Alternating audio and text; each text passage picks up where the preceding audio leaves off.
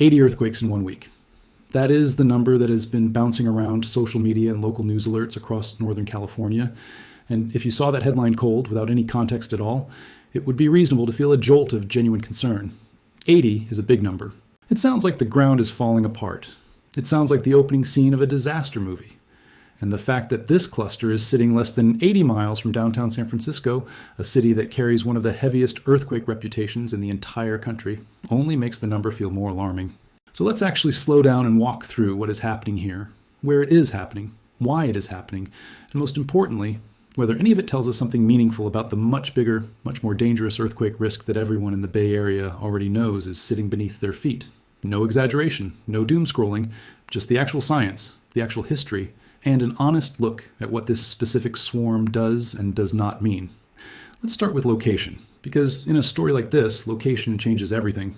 The activity is centered in the hill country of northern Sonoma County, close to a small town called Cloverdale, just off Highway 101 in the heart of California wine country.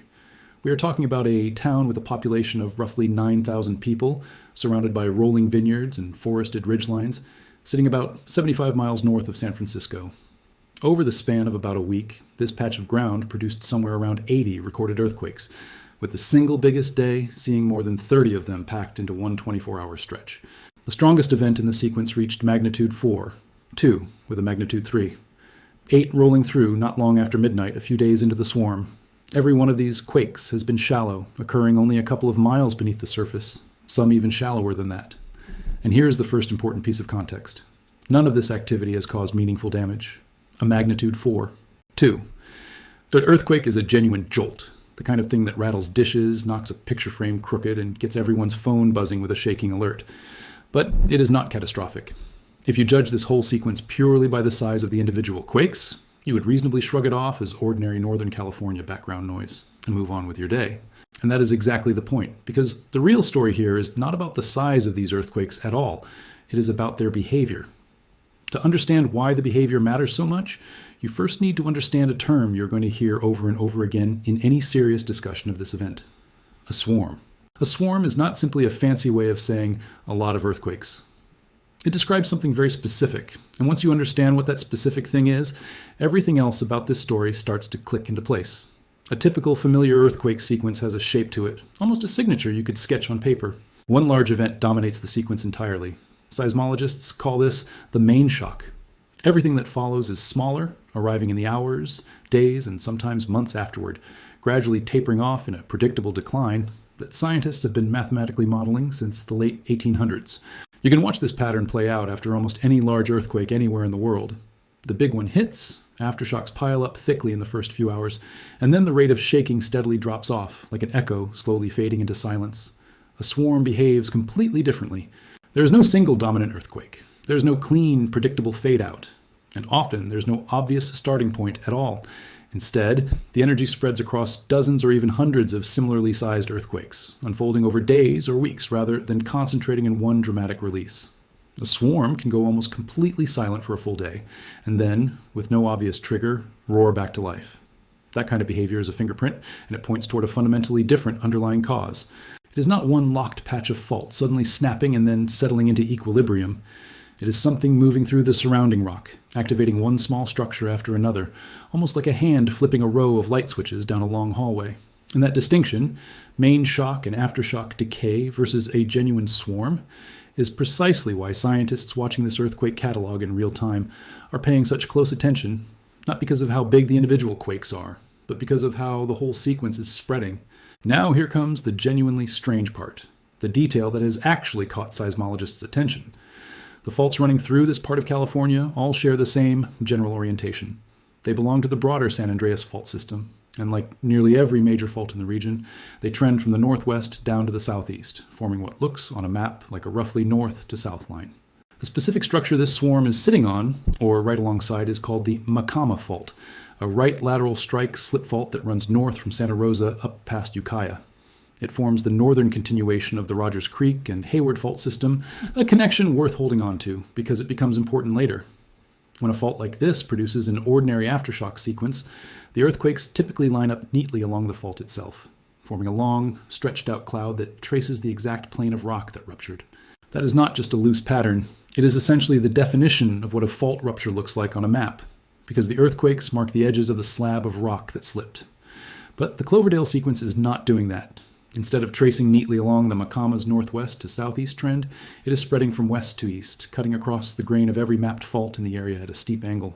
Researchers tracking the catalog have described it as spreading in an abnormal way, running in a direction that does not match the orientation of the fault it is supposedly happening on. And that observation is genuinely correct. The geometry really is unusual, and it is the single most important fact driving interest in this story.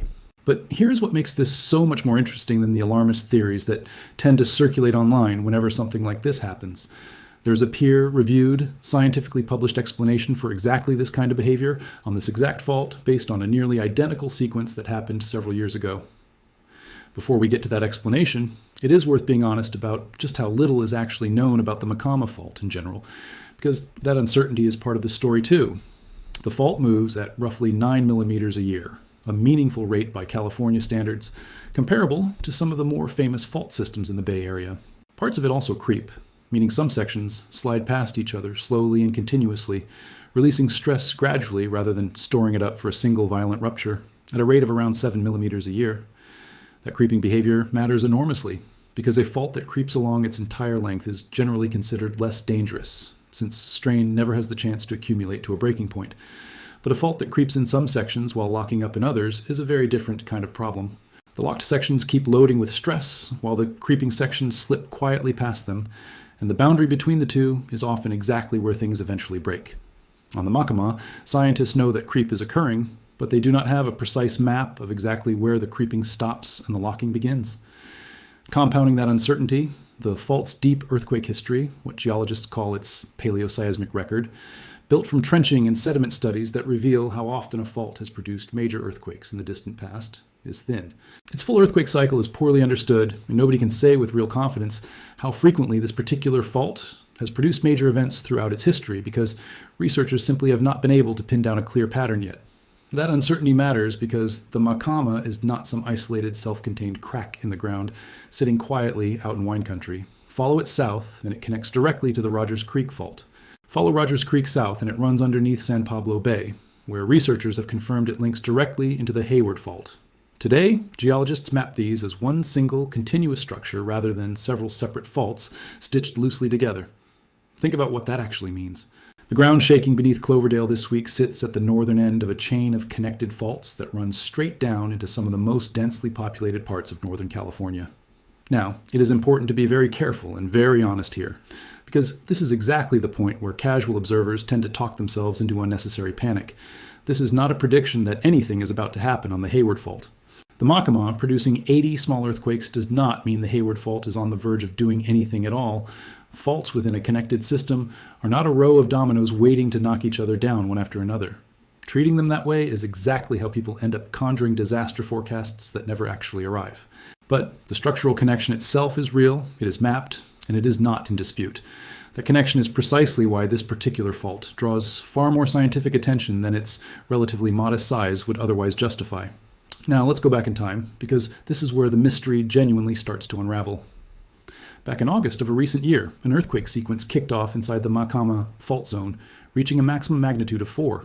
2, it generally faded, then flared back up again and again, persisting on and off for months. When seismologists first examined it, it appeared just as strange as the current sequence looks now. The same wrong-way geometry, the same refusal to behave like a normal aftershock decay.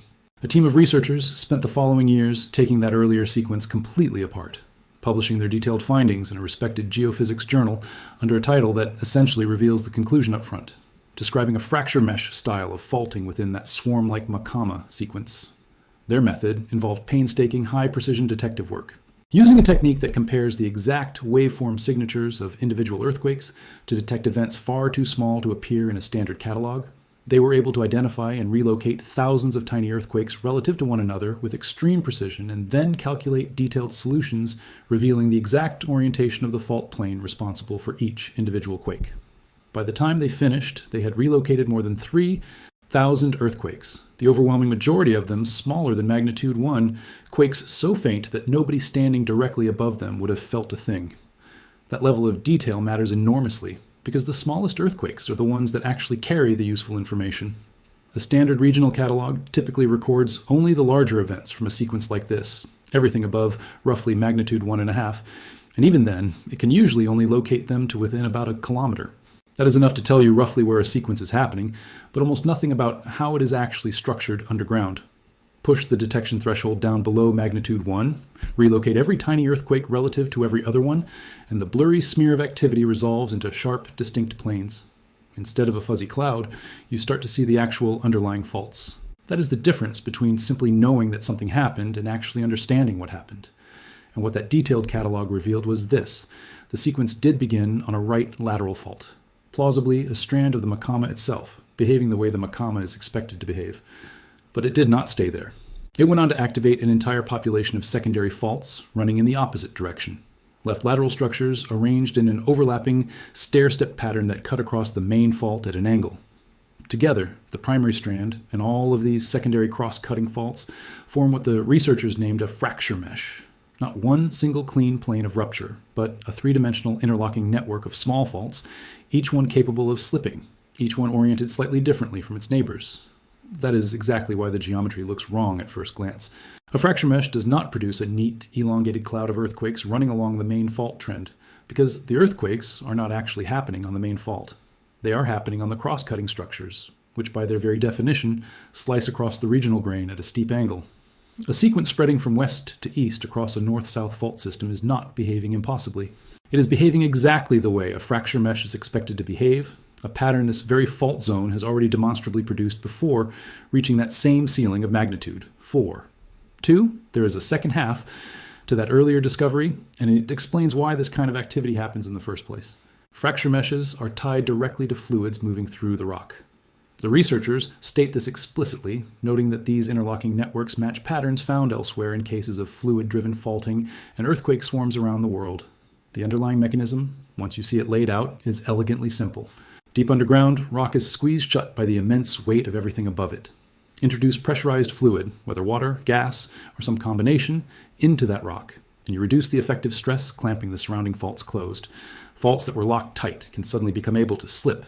And because that fluid is seeping through an entire damaged volume of rock rather than gliding along one single clean surface, the result is many small earthquakes occurring on many small structures, spread out over days and weeks, instead of one enormous earthquake releasing all at once on a single large fault. That is essentially the textbook definition of a swarm, and it fits what has been observed near Cloverdale almost perfectly. No single dominant main shock, a magnitude 4. 2, leading a crowd of roughly 80 smaller events rather than a magnitude 5, with everything neatly decaying away from it. A sequence that stubbornly persisted for a full week and then re-intensified rather than fading out, and a magnitude 3. 8, arriving well after midnight on one of the later days, which simply is not how a normal aftershock decay curve is supposed to behave. The broader regional setting supports this interpretation as well. This part of California sits close to the Clear Lake volcanic field, inside a wider geologically active zone that also hosts the geysers, the largest geothermal electricity generating complex on the entire planet, a sprawling operation of more than 20 power plants that pull steam directly out of the earth to generate electricity for hundreds of thousands of homes. The crust in this region is warm, chemically active, and structurally battered, exactly the kind of environment that keeps fluids circulating at depth. It is worth being clear on one important point here, because it comes up constantly whenever this topic is discussed. The swarm's epicenters sit in a separate area from the geothermal production field itself. This is not fundamentally a story about human industrial activity accidentally triggering earthquakes by injecting fluid into wells, the way induced seismicity works at the geysers itself. This is regional geology, natural fluids moving through naturally fractured rock, in a place that has been doing exactly this on its own for a very long time. That said, the geysers deserve their own explanation, because they are directly relevant to why this entire region produces so many small earthquakes in general, and why residents nearby should not be shocked by clusters like this one. The geysers sits on top of naturally hot rock, heated by residual magma left over from ancient volcanic activity in the area. To extract usable energy, operators drill wells and inject water down into that hot, fractured rock, where it flashes into steam, which is then piped back to the surface to spin turbines and generate electricity. That process repeats continuously, day after day, year after year. But injecting large volumes of water into hot, fractured rock does something else at the same time. It changes the pressure and stress conditions within that rock in small, localized ways. When rock is already under natural tectonic stress, even a small nudge from injected fluid can be enough to trigger a tiny slip along an existing weakness, and that slip is an earthquake. It is usually very small, but across dozens of wells spread over many square miles. Continuous injection generates not just one earthquake here and there, but an ongoing background hum of seismic activity, sometimes dozens of small quakes in a single week, sometimes more than 100 in a month. This is what geologists call induced seismicity, seismic activity that is at least partly caused by human activity rather than purely natural tectonic forces. And the geysers is one of the most thoroughly studied examples of induced seismicity anywhere in the world, with detailed monitoring records stretching back to the 1970s. Historical data on the field shows it has averaged something like 2 magnitude 4 earthquakes and around 15 magnitude 3 earthquakes annually, on top of a constant background of hundreds of smaller micro-earthquakes, too weak for anyone to feel. In other words, this entire region is simply not the kind of place where a burst of earthquake activity is inherently unusual. It happens here regularly, for well-understood reasons, and has for half a century. Now, back to the current Cloverdale sequence and the crucial caveat that has to be attached to the fracture mesh explanation. The earlier analysis that revealed the fracture mesh pattern took years of extremely careful, high-precision post-processing on thousands of relocated micro-earthquakes. Nobody has been able to do that same painstaking work on the current sequence yet, simply because it is still very recent. So the fracture mesh interpretation is the best supported explanation currently available, and it fits the observed pattern extremely well, but it is not yet a fully proven conclusion for this specific event. It is the leading hypothesis, held with appropriate scientific caution, until researchers have the chance to do the detailed work.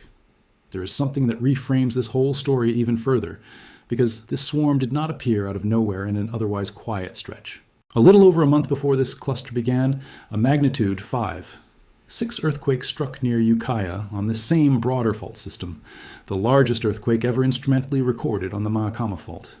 Not the largest in a decade, the largest since modern seismic instruments have been watching this fault at all.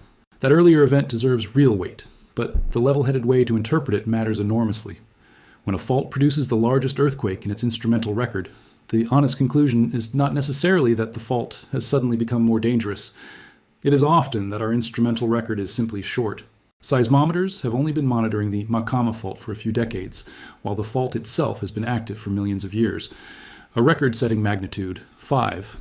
6 tells us as much about how brief our observation window has been as it does about the current state of the fault. But it does establish one useful, concrete fact. This fault system is capable of producing events in the mid-5 range. And it did exactly that a matter of weeks before the current swarm began, roughly 40 miles north of where this latest cluster is centered.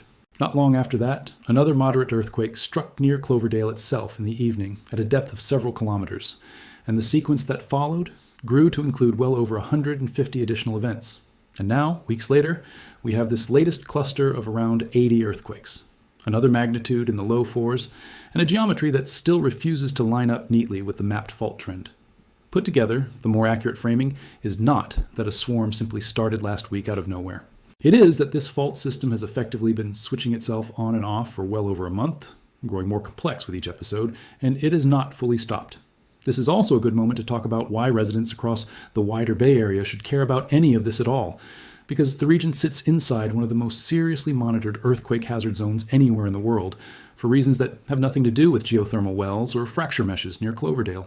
San Francisco carries the earthquake reputation it has for very good reason. The 1906 earthquake, estimated at close to magnitude 8, struck just offshore of the city, triggered fires that ultimately destroyed roughly 500 city blocks, and killed an estimated 3,000 people, making it one of the deadliest natural disasters in American history. More than 8 decades later, the Loma Prieta earthquake struck the Bay Area again, killing dozens of people and causing a section of the Bay Bridge connecting San Francisco and Oakland to collapse, a moment still seared into the memory of anyone who lived through it. Those two events form the backdrop against which every earthquake headline in this region gets read, and it is exactly why a cluster of small quakes near Cloverdale generates so much more attention here than it would almost anywhere else in the country. The underlying scientific reality behind that reputation has not gone anywhere either. According to recent statewide earthquake forecast modeling, there is a substantial probability of a magnitude 6.7 or larger earthquake striking within roughly 60 miles of San Francisco sometime in the next 30 years, and a real, non-trivial probability of something reaching magnitude 7 or larger in that same window. The largest single earthquake considered credible for the region is one approaching magnitude 8 along the peninsula segment of the San Andreas Fault, which passes just a few miles from downtown San Francisco. Beyond the San Andreas itself, which forms the primary boundary where the Pacific Plate and the North American Plate grind past each other at roughly 2 inches a year, the Bay Area is also crossed by the Hayward Fault, running directly beneath some of the most densely populated cities in the East Bay, and the Calaveras Fault, part of the same broader system responsible for other earthquake swarms the region has experienced. Every one of these fault systems is capable on its own of producing a genuinely major damaging earthquake. And every seismologist who studies this region will tell you the same thing without hesitation. The real question is not whether a major earthquake will eventually strike the Bay Area again. It is when, and how prepared the region will be when it happens. So, how does a swarm of roughly 80 small earthquakes near Cloverdale relate to that much larger, much more serious risk sitting on the San Andreas and Hayward faults? Based on what seismologists currently understand, the honest answer is that it largely does not, at least not directly. There's no established scientific mechanism by which a cluster of small, shallow earthquakes 75 miles north of the city would meaningfully change the stress loading on a fault as large and as deep as the San Andreas or the Hayward.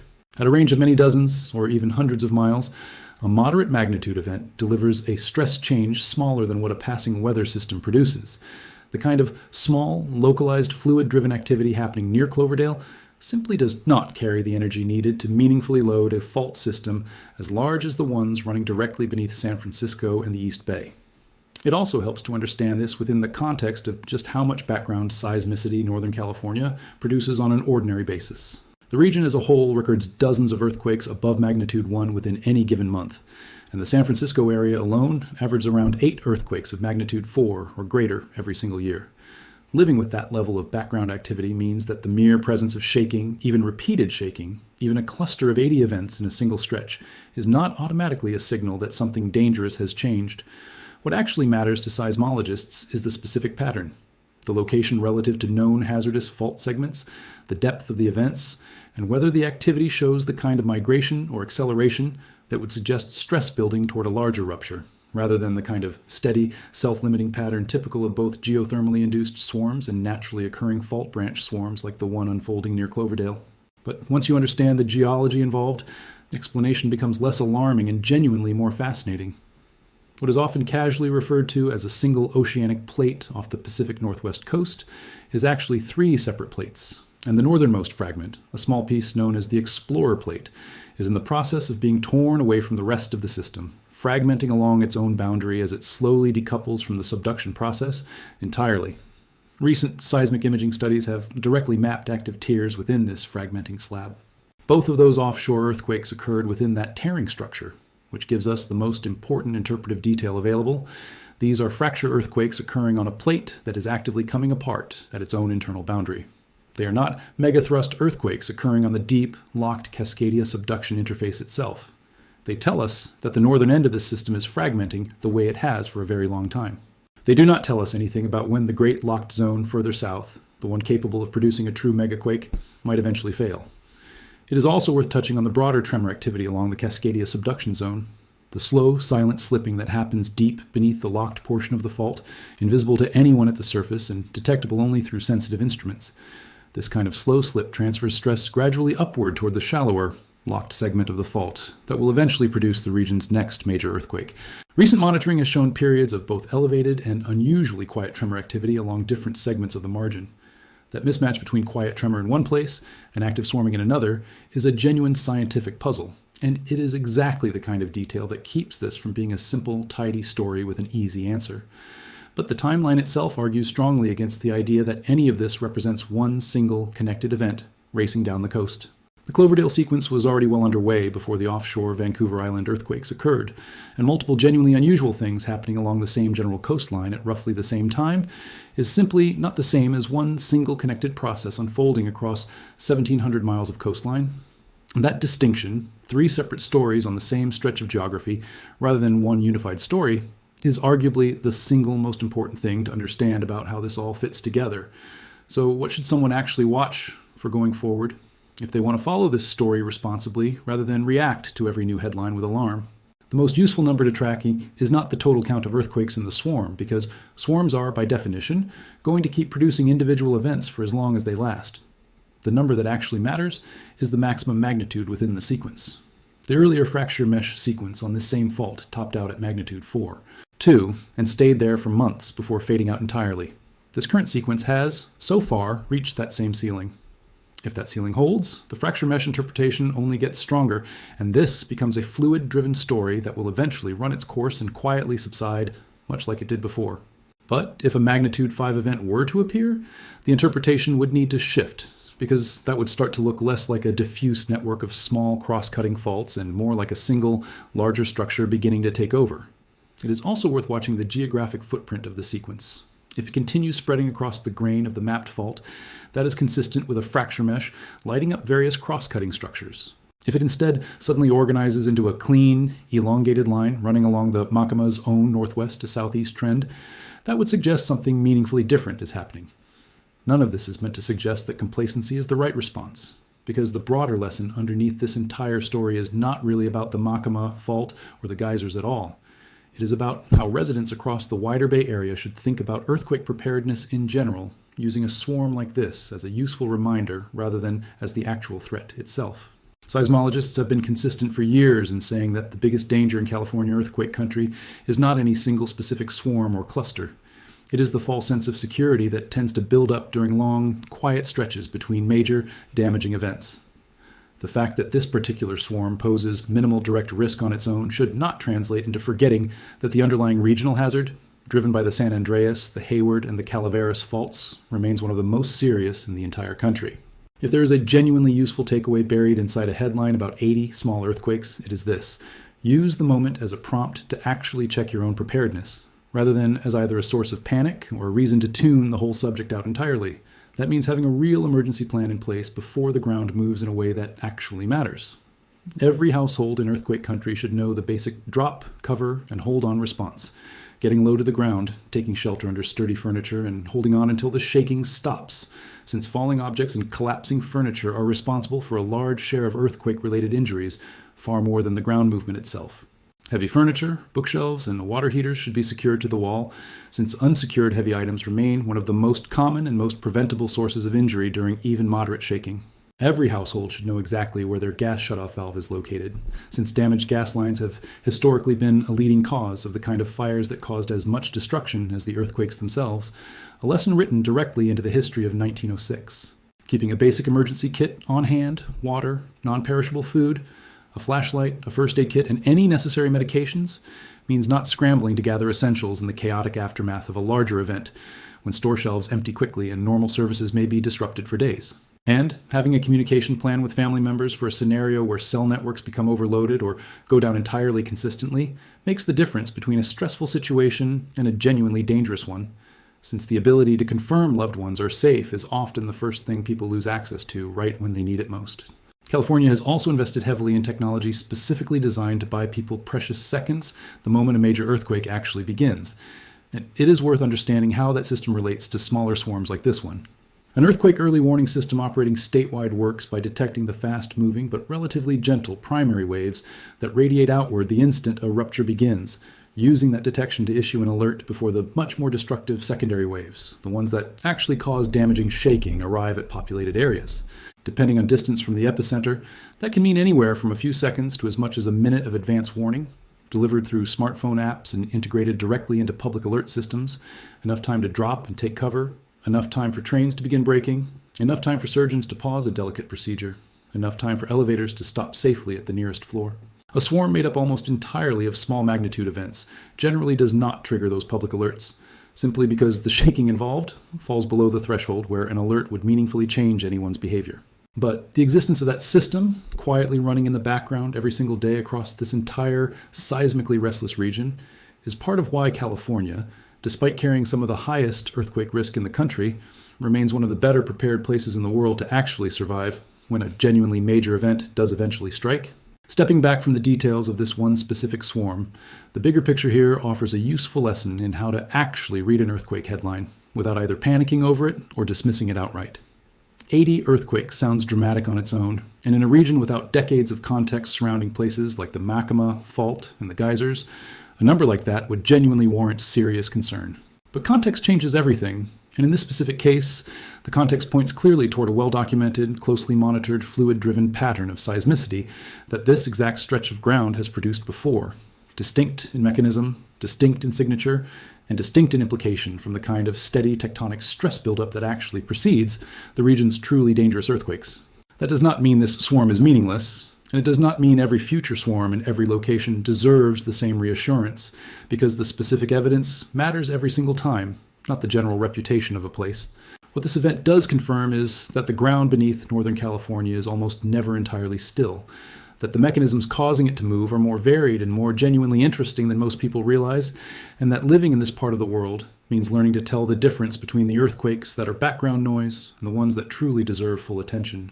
The real answer to whether 80 earthquakes near Cloverdale means anything for the Bay Area's larger earthquake future is not a simple yes or no.